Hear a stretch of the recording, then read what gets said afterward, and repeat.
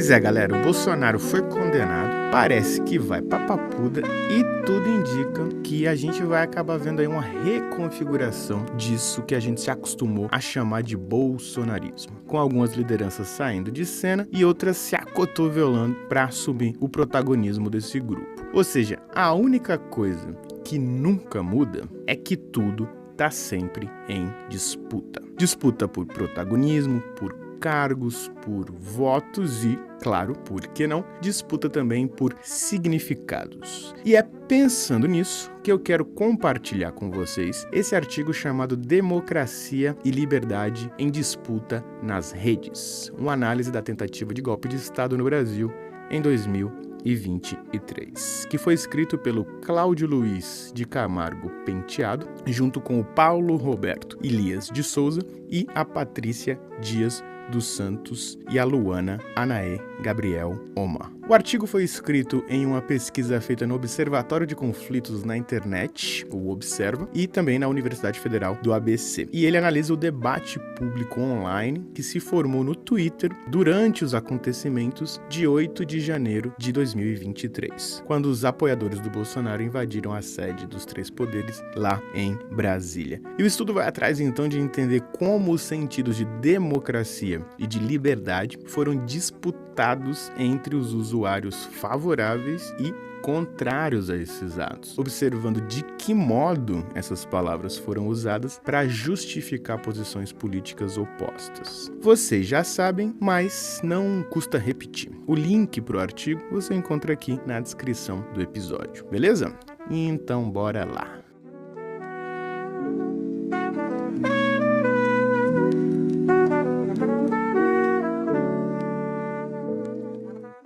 O texto começa então situando o 8 de janeiro como o episódio mais grave contra a democracia brasileira desde a redemocratização lá em 85. A invasão do Congresso Nacional, do Palácio da Alvorada e do Supremo Tribunal Federal, ela marcou ali uma espécie de ponto final para uma escalada de ataques às instituições que foi alimentada durante anos por discursos de ódio e desinformação sobre o sistema eleitoral, especialmente contra o TSE, o Tribunal Superior Eleitoral, e também contra as urnas eletrônicas. A retórica antissistema do Bolsonaro, que é típica do populismo da extrema-direita, ela já vinha ali corroendo a confiança nas instituições desde a campanha eleitoral dele lá em 2018, e ele seguiu com isso também durante o governo. Em julho de 2022, o Bolsonaro chegou a convocar embaixadores estrangeiros para insinuar fraudes eleitorais, sem provas, lógico, e acusando o TSE e o STF de favorecerem o Lula. E aí, com a derrota do Bolsonaro, que inclusive foi bem apertada, o placar final era 50,9 contra 49,1, os apoiadores dele então começaram a reagir com protestos, bloqueios de estradas e acampamentos em frente a quartéis, pedindo sempre intervenção militar.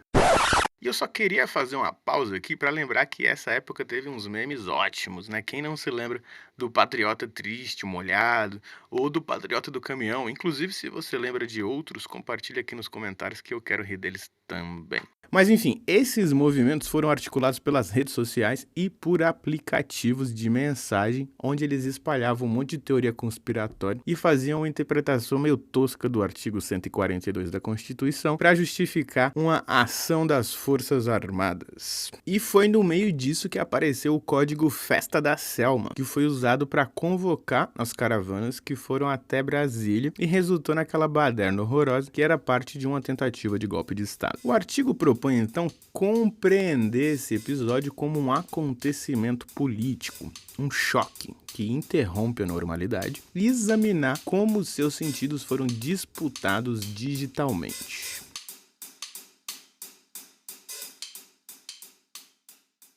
Então, depois da vitória do Lula, o país se dividiu ali entre apoiadores do presidente eleito e os bolsonaristas que estavam contestando o resultado. As investigações da Polícia Federal mostraram que as manifestações do 8 de janeiro foram planejadas para legitimar uma intervenção militar. E a desinformação foi central nesse processo. Um monte de notícia falsa que circulava sobre o Lula ter sido clonado, sobre fraude nas urnas eletrônicas e também sobre o poder do exército para, entre várias aspas, restaurar a ordem. E o artigo cita algumas pesquisas que mostram como o populismo digital permitiu transformar essas narrativas em mobilização. E esse modelo de atuação, esse populismo digital, ele se apoia na lógica dos algoritmos das plataformas e na oposição entre um povo virtuoso e uma classe corrupta. E assim, democracia e liberdade viram então significantes vazios, que são preenchidos por cada grupo com os seus sentidos próprios. Então, para alguns, defender a democracia era arrancar o Lula da presidência e para outros, essa defesa significava punir os invasores do 8 de janeiro. O estudo destaca ainda como as redes foram usadas para além da comunicação, se tornando, na verdade, uma ferramenta de ação política mesmo, né? Porque com elas foi possível converter mensagens e códigos em atos e em convocação. E é importante perceber como a disputa aqui não é sobre o fato em si, mas sim pelo significado que se atribui aos acontecimentos. A questão não é discutir se a eleição do Lula foi ou não foi roubada, mas sim criar um discurso em que o povo está resistindo a uma opressão. E esse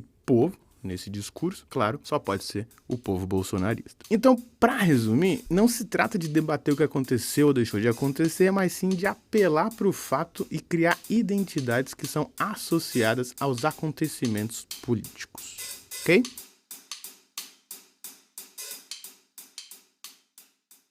E para conduzir o estudo, a pesquisa combinou métodos computacionais e análise discursiva. Então foram coletadas ali pela API do Twitter mais de 165 mil tweets originais e 358 mil retweets publicados entre 18h30 e meia-noite do dia 8 de janeiro de 2023. E os tweets continham palavras e termos como invasão, intervenção, terroristas e supremo é o povo. O material foi então processado, com técnicas de linguagem natural para detectar posicionamentos políticos e para agrupar os temas presentes. Daí eles conseguiram formar dois grupos, os favoráveis e os contrários aos atos de 8 de janeiro, e depois eles aplicaram a teoria do discurso, que entende a política como uma disputa por hegemonia simbólica que é organizada em torno de significantes que delimitam o nós e o eles.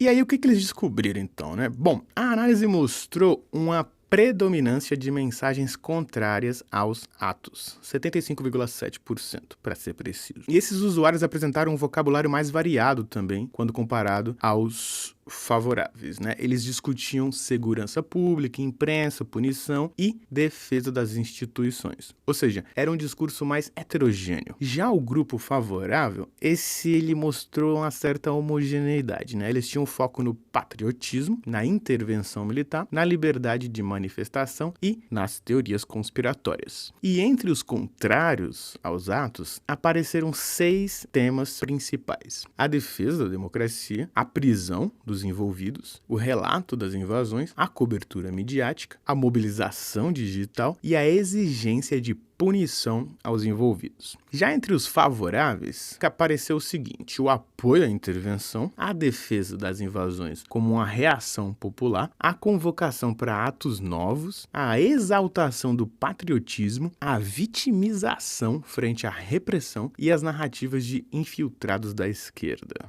A análise qualitativa que o artigo traz sobre os discursos ilustra como cada grupo ressignificou os termos em disputa. Para os apoiadores, democracia significava justiça contra uma suposta fraude, intervenção militar e dever patriótico. Liberdade era o direito de agir contra um sistema corrompido, representado pelo Supremo Tribunal Federal e pelo comunismo. Para os contrários, a democracia expressava a defesa do Estado de Direito e a prisão dos golpistas, enquanto liberdade estava ali associada ao respeito às leis e à ordem constitucional.